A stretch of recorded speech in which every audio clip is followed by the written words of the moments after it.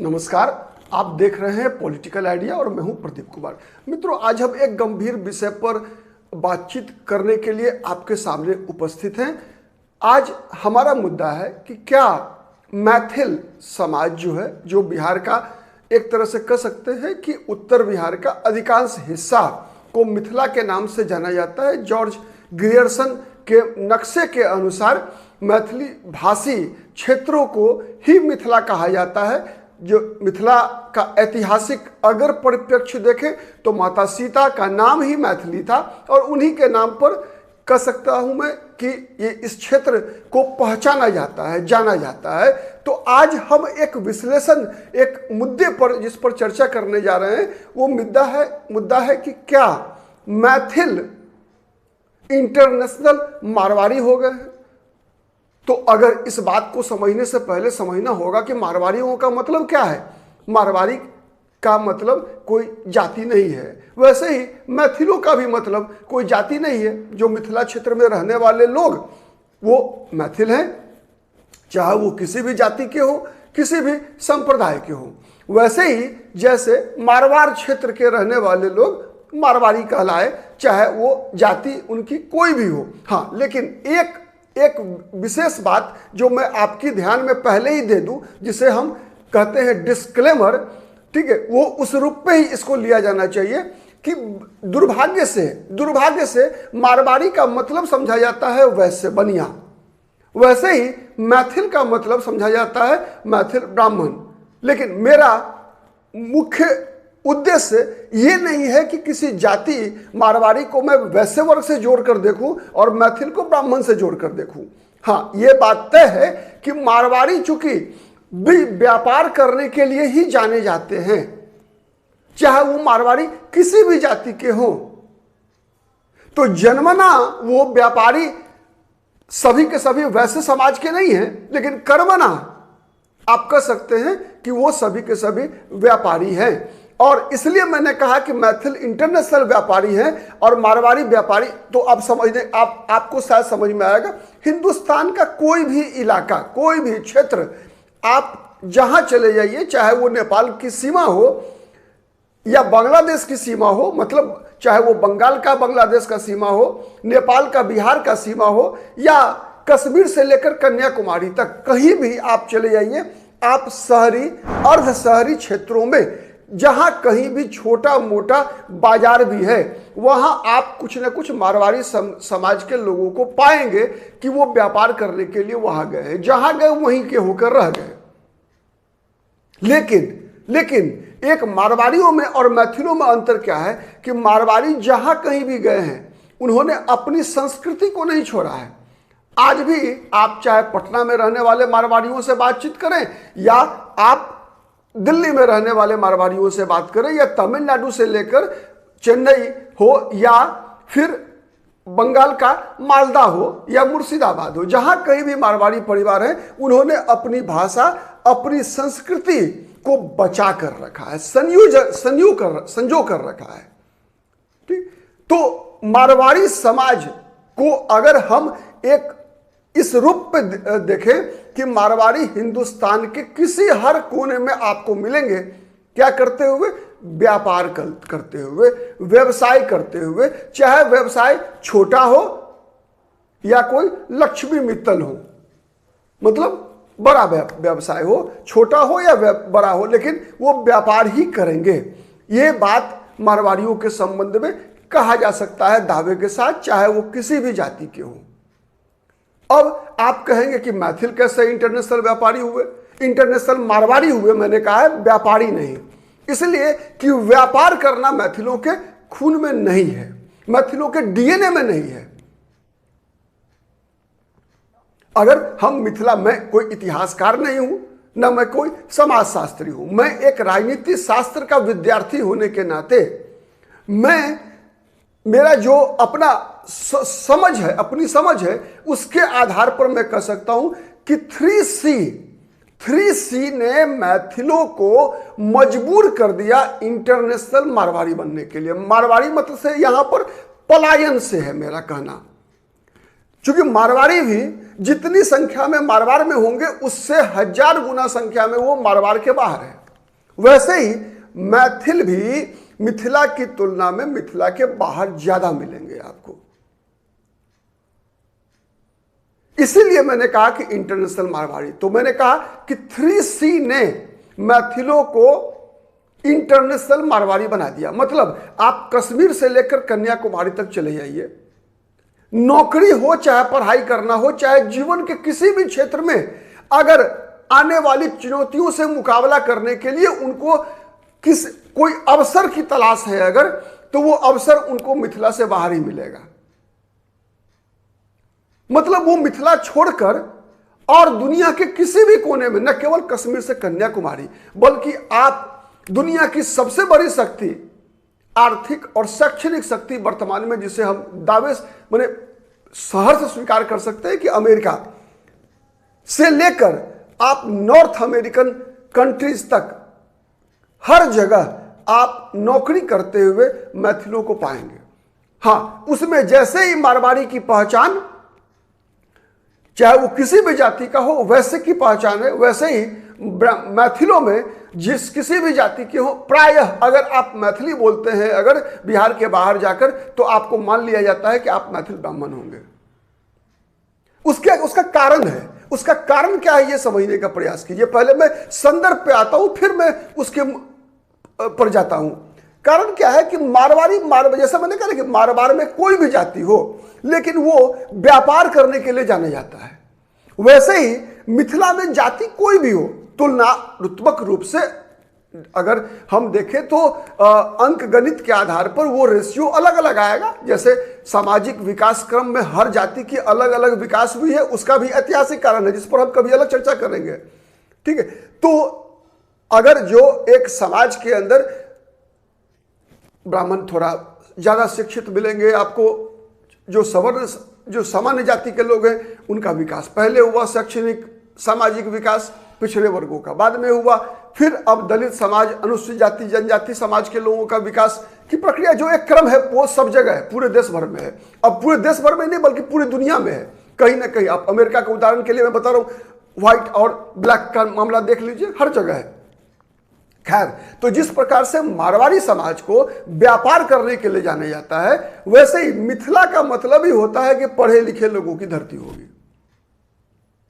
और ब्राह्मण के रूप में ही समझा जाता है कि मैथिल मतलब चाहे आप किसी भी जाति के, आप दिल्ली चले जाइए, कोलकाता चले जाइए, कोई यादव जाति का व्यक्ति है, कोई पासवान जाति से है, लेकिन अगर वो मैथिली बोलते हैं तो मान उनको कहा जाएगा कि अरे यार पंडित जी है। सच है ना? तो अगर ये सच है, इसका मतलब क्या है? इसका मतलब है कि मैथिलों की पहचान ज्ञान से है, मैथिलों की पहचान याज्ञवल्क्य से है, मैथिलों की पहचान गार्गी मैत्रेयी से है, मैथिलों की पहचान मंडन मिश्र से है, मैथिलों की पहचान विदुषी भारती से है। तो मिथिला की पहचान माता सीता से है, महाराज जनक से है, तो ज्योतिरीश्वर से है, मैथिलों की पहचान विद्यापति से है। ठीक है, महाराज राजाओं में भी देखेंगे तो मैथिलों की पहचान राजा सलहेश से है। ठीक है, तो इस प्रकार की पहचान को लेकर मैथिल पूरी दुनिया में अपने ज्ञान के बल पर ही अपनी पहचान बनाकर रखा है, और इसका उपयोग करते हुए आप कहीं भी पूरी दुनिया में देखेंगे। हाँ, इसका मतलब यह नहीं है कि मिथिला में अशिक्षा नहीं रही। और इसका जन्म कैसे हुआ? 3C पे अब मैं आ रहा हूं। पहला था कांग्रेस, दूसरा C था कम्युनिस्ट, और तीसरा C बना कास्टिज्म। अब मैं बारी बारी से तीनों को एक एक मिनट के अंदर आपको समझाने का प्रयास करता हूं। क्या हुआ जब देश 1947 में आजाद हुआ? 1947 में देश की आजादी के बाद मिथिला का क्षेत्र इस प्रकार से व्यवस्थित रूप से इस क्षेत्र की रचना हुई थी, आर्थिक सामाजिक व्यवस्थाएं यहां मौजूद थी, और उसमें सबसे बड़ा श्रेय था दरभंगा महाराज का, राज दरभंगा का, कि इतना बड़ा पलायन जो आज दिख रहा है आपको, ऐसा कभी नहीं था। हाँ, लोग बाहर जाते थे, सब जगह लोग जाते थे नौकरी करने के लिए, पढ़ाई करने के लिए। मिथिला के लोग काशिया जाया करते थे पढ़ने के लिए। तो सबसे पहले जो कांग्रेस ने मिथिला से छीना वो मिथिला से छीना मिथिला की शिक्षा परंपरा को। संस्कृत को आजादी के बाद भी जो नैरेटिव मुगलों ने और अंग्रेजों ने तैयार किया था संस्कृत के प्रति, उसी नैरेटिव को कांग्रेस सरकार में आने के, कांग्रेस आजादी के बाद भी बना कर रखी। मतलब संस्कृत मतलब केवल ब्राह्मणों की भाषा है, संस्कृत ज्ञान की भाषा है, ऐसा नहीं। संस्कृत भारतीयों की भाषा है, ऐसा नहीं, बल्कि संस्कृत ब्राह्मणों की भाषा है। ये नैरेटिव तैयार कांग्रेस के सरकारों ने किया।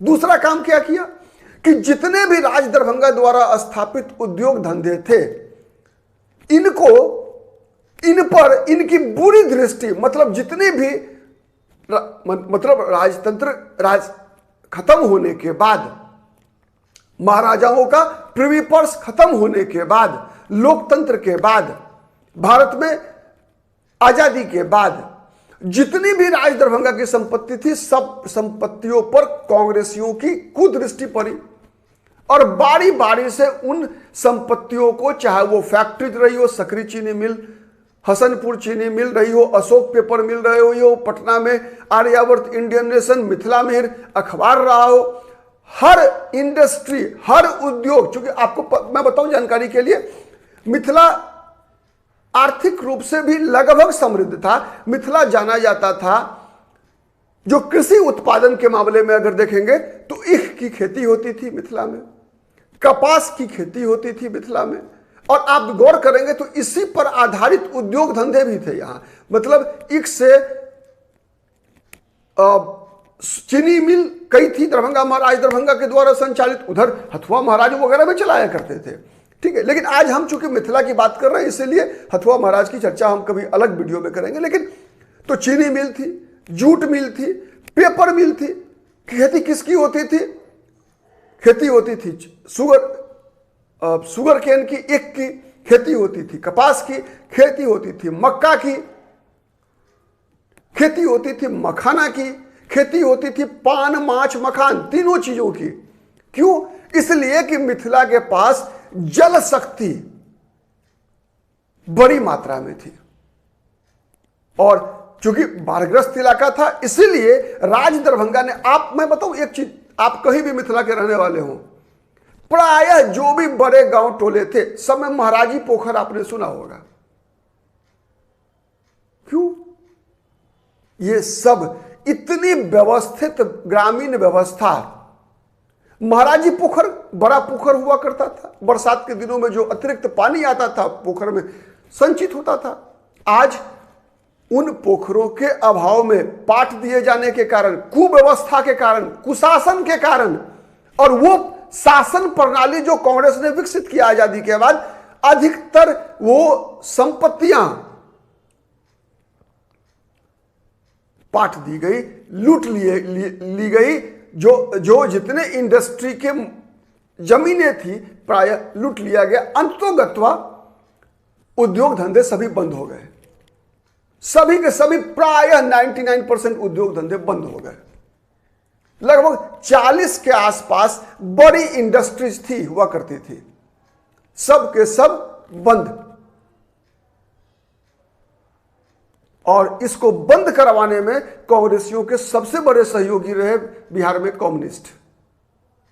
उनका एक ही नारा था, उनका मानना था कि समाज में केवल दो ही वर्ग हैं, मजदूर और मालिक, हैव्स और हैव नॉट्स। और ये हैव नॉट्स के पास बंदूक की गोली होनी चाहिए, जिनके पास हैव्स है उनसे छीन ले। सत्ता बंदूक की गोली से निकलती है। हर उद्योग धंधे के पास कांग्रेस और कम्युनिस्टों की मिली भगत से आप कई उदाहरण मिल जाएंगे आपको बिहार में। जब आप देखेंगे कई कम्युनिस्ट नेताओं का कांग्रेस नेताओं से, बड़े नेताओं से व्यक्तिगत संबंध रहा।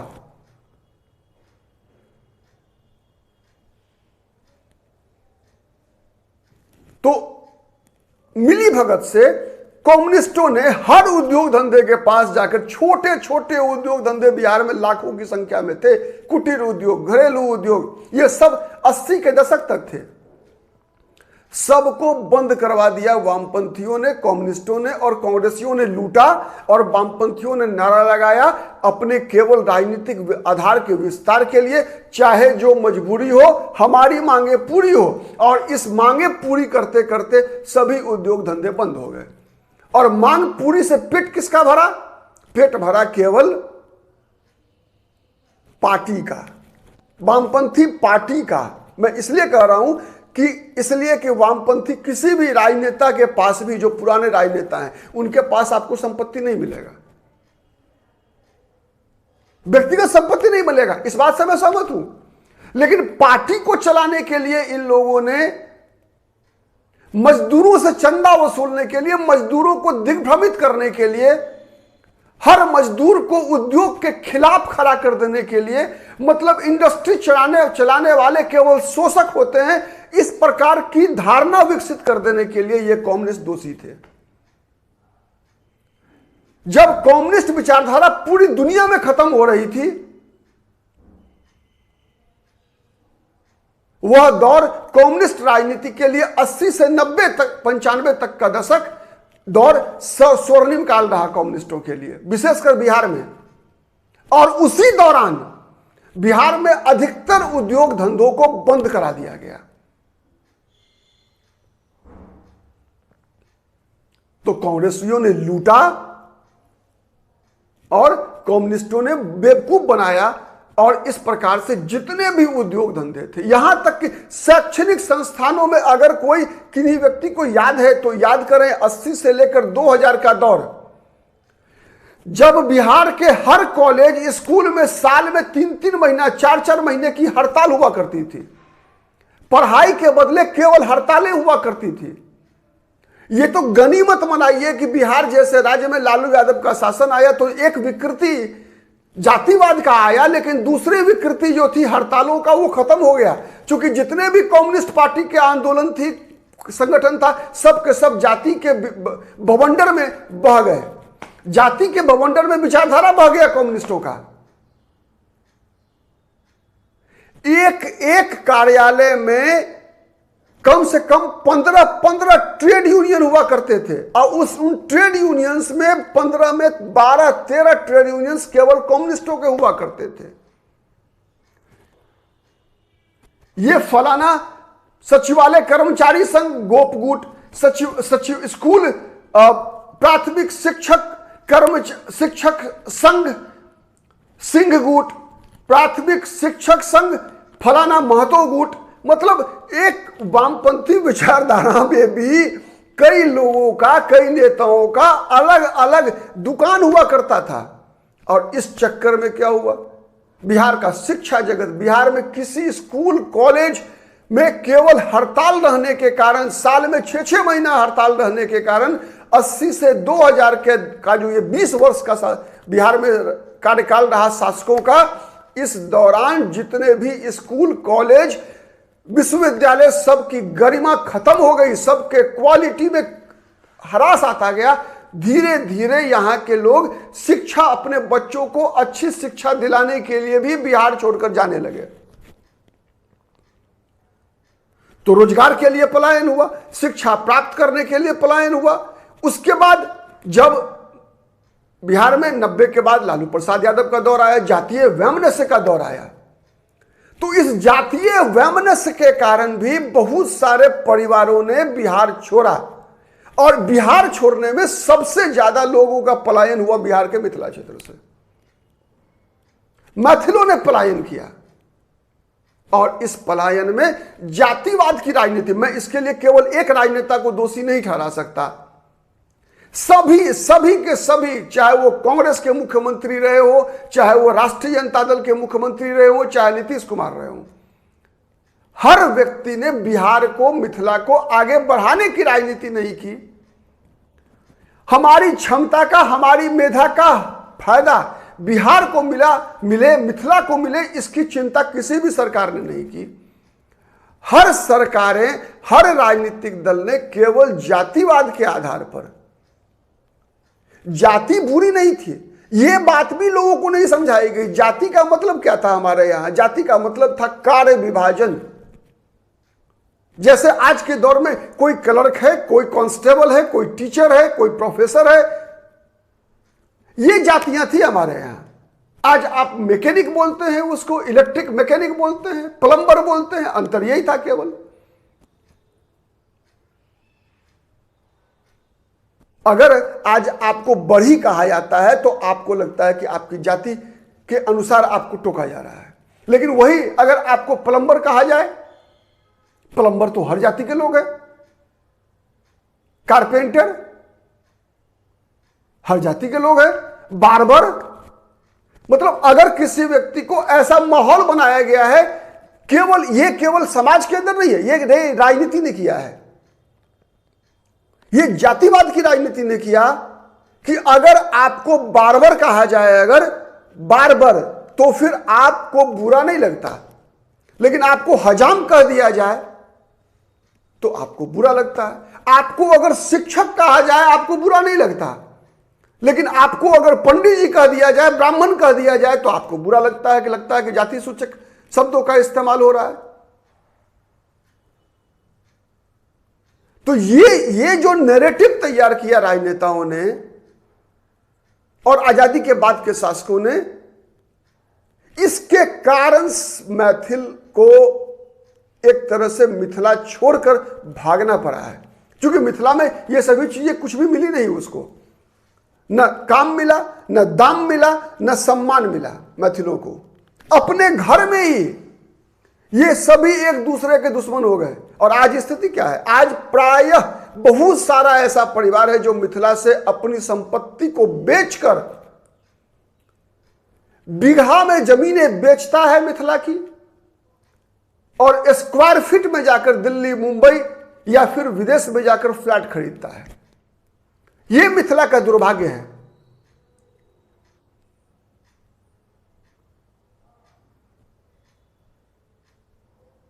तो इस दुर्भाग्य ने ही मैथिलों को इंटरनेशनल मारवाड़ी बनने पर मजबूर कर दिया।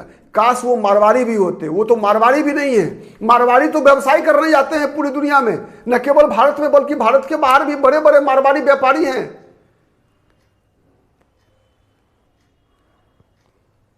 वो इंप्लायर हैं। ये मैथिल तो जो होटल में प्लेट साफ करने से लेकर, रिक्शा चलाने से लेकर, हां एक बात तय है कि मैथिल दुनिया में बहुत महत्वपूर्ण पदों पर भी है, लेकिन हैं नौकरी ही करते हुए, नौकर ही हैं पूरी दुनिया में। सबसे ज्यादा पलायन अगर किसी समाज का हुआ तो वो मैथिल समाज का हुआ, और केवल नौकरी के लिए सबसे ज्यादा पलायन हुआ है। नौकर बनने के लिए, मतलब उनके लिए भोजन तक की व्यवस्था मिथिला में जो की गई थी उसको ये 3C ने छीन लिया और मिथिला छोड़कर भागने को विवश कर दिया। ये 3C ने।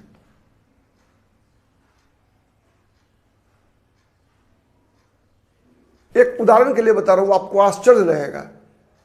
1934 में कितने उपेक्षा हुई मिथिला की शासन के द्वारा, उसका एक उदाहरण मैं बता रहा हूं।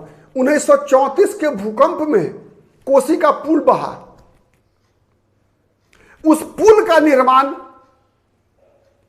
20वीं शताब्दी के अंतिम वर्षों में की गई थी। बताइए, 60 साल के बाद एक पुल जो मधुबनी को सहरसा से जोड़ती थी, उस पुल का निर्माण 60 वर्षों के बाद, 65 वर्षों के बाद पूरा हुआ। आश्चर्य नहीं लगता है? कितनी उपेक्षा हुई।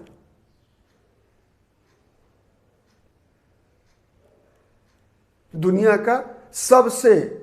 का सबसे अभागा क्षेत्र मिथिला है। इतिहास गौरवशाली, लेकिन वर्तमान सबसे शर्मिंदगी करने वाला है। कहा जाता है कि मिथिला में अब केवल मजबूर लोग ही बचे हैं, जो या तो अपना घर छोड़ नहीं सकते या फिर घर से बाहर जाने लायक नहीं है। आज के लिए इतना ही। इतने कम शब्दों में इस मुद्दे पर का हल ढूंढना बहुत ही मुश्किल है। इसे हम और अन्य वीडियो में भी पूरा करने का प्रयास करेंगे। आज के लिए लेकिन इतना ही। बहुत बहुत धन्यवाद। नमस्कार। जय हिंद, जय भारत।